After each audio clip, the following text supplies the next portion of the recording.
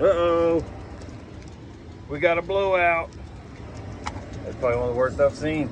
I was wondering why it wasn't getting cool down there. It's like, man, this AC really sucks. He's not blowing any air at all. So there's why right there. As soon as I opened the top to the attic, I was like, uh-oh. Shouldn't be cooler up here than down there. We need to get this re-taped up. Oh my gosh.